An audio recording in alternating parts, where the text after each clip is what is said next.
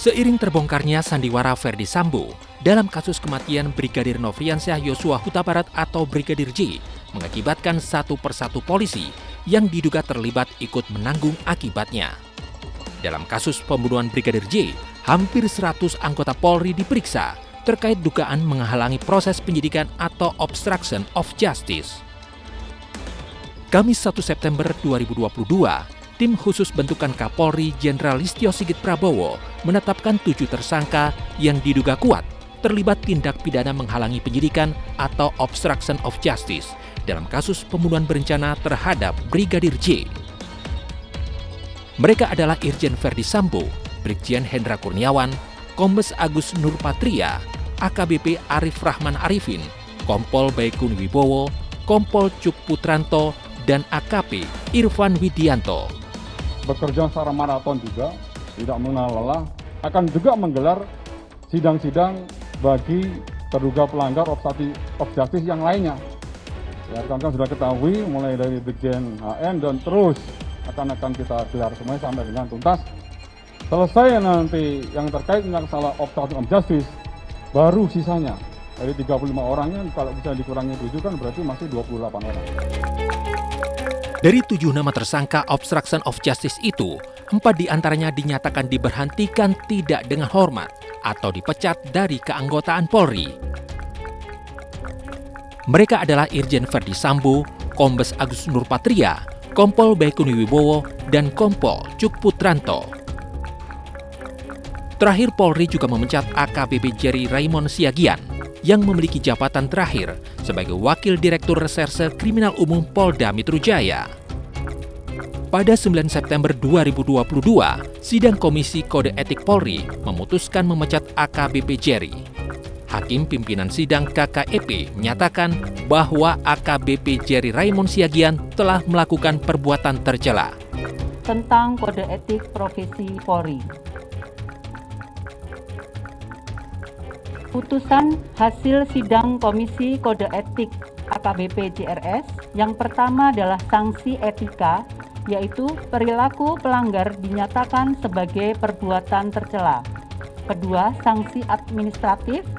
A. Penempatan dalam tempat khusus selama 29 hari dari tanggal 11 Agustus sampai dengan 9 September 2022 di Rutan Korbrimob Polri, dan penempatan dalam tempat khusus tersebut telah dijalani oleh pelanggar. Peran AKBP Jerry dalam peristiwa pembunuhan Brigadir J yakni dianggap tidak profesional saat memproses 2 laporan terkait pelecehan seksual dan percobaan pembunuhan Putri Chandrawati. Ia juga diduga mendesak LPSK untuk memberikan perlindungan kepada Putri. Hingga kini AKBP Jerry menjadi perwira kelima yang diberhentikan tidak dengan hormat dari keanggotaan Polri. Namun atas putusan pemecatan itu, AKBP Jerry pun mengajukan banding. Atas putusan tersebut, pelanggar menyatakan banding.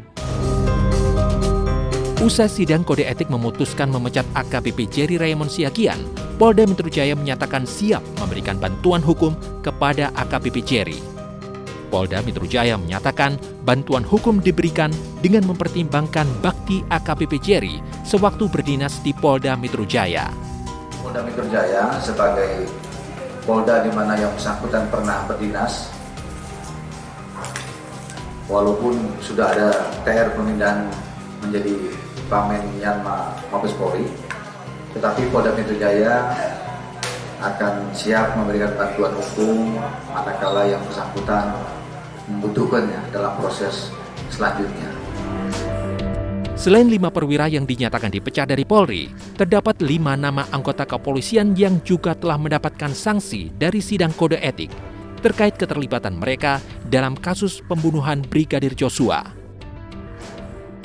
Pertama adalah AKBP Pujiarto, mantan Kasubdit Renakta Polda Metro Jaya yang terbukti melanggar etika lantaran tak profesional menangani laporan dugaan pelecehan seksual terhadap Putri Chandrawati, istri Ferdi Sambo. AKBP Pujiarto diberikan sanksi dikurung atau ditempatkan khusus selama 28 hari. Berikutnya adalah AKP Diah Chandrawati yang menjabat sebagai Paulok Bakrekmin Divisi Propam Polri. AKP Diah dinilai bersalah karena tak profesional dalam pengelolaan senjata api. Pelanggaran itu berkaitan dengan surat kepemilikan senjata api milik Baradae dalam kasus kematian Brigadir J. AKP Diah diberi sanksi demosi 1 tahun. Sanksi demosi 1 tahun juga diberikan kepada Barada Sadam, sopir Ferdi Sambo. Barada Sadam bersalah karena mengintimidasi dan melakukan penghapusan foto serta video milik wartawan yang melakukan peliputan di TKP pembunuhan Brigadir J. Telah melakukan intimidasi dan menghapus foto atau video yang ada di HP milik 2 orang wartawan Detikcom dan CNN yang berisi gambar rumah pribadi Irjen FS pada saat meliput berita di rumah pribadi Irjen FS yang beralamat di Jalan Saguling 3, nomor 29 Duren 3, Jakarta Selatan. Setelah Barada Sadam, ada Brigadir Frilian Fitri Rosadi yang menjabat sebagai BA Roprovos Divpropam Polri. Brigadir Frilian terbukti mengintimidasi wartawan yang meliput kasus pembunuhan Brigadir J bersama Barada Sadam. Atas kesalahannya ini, Brigadir Frilian diberikan sanksi demosi 2 tahun. Tak hanya Barada Sadam dan Brigadir Frilian, Bribtu Firman Dwi Arianto yang saat itu menjabat sebagai Banom Urtu Roprovos Divpropam Polri juga dijatuhi sanksi demosi 1 tahun akibat mengintimidasi wartawan. Demosi dalam tubuh Polri sendiri artinya sanksi berupa mutasi yang bersifat hukuman berupa pelepasan jabatan dan penurunan eselon serta pemindah tugasan ke jabatan, fungsi, atau wilayah yang berbeda. 10 anggota Polri sudah menjalani sidang etik dan dijatuhi sanksi oleh Komisi Kode Etik Polri akibat terlibat dalam pembunuhan berencana Brigadir J. Selanjutnya masih terdapat 3 anggota Polri terkait pelanggaran etik berat dalam hal menghalangi penyidikan kasus Brigadir J atau obstruction of justice yang menunggu antrian untuk menjalani sidang etik, yakni Brigjen Hendra Kurniawan, AKBP Arif Rahman Arifin, dan AKP Irfan Widianto. Peristiwa pembunuhan berencana yang menewaskan Brigadir Joshua memang masih menjadi sorotan utama saat ini. Polri harus membuktikan bahwa penanganan kasus ini benar-benar dilakukan secara jujur dan terbuka, agar kepercayaan masyarakat kepada institusi Polri tumbuh kembali. Jadi jangan bilang Anda tidak tahu akan permasalahan ini, karena kami sudah memberitahukannya.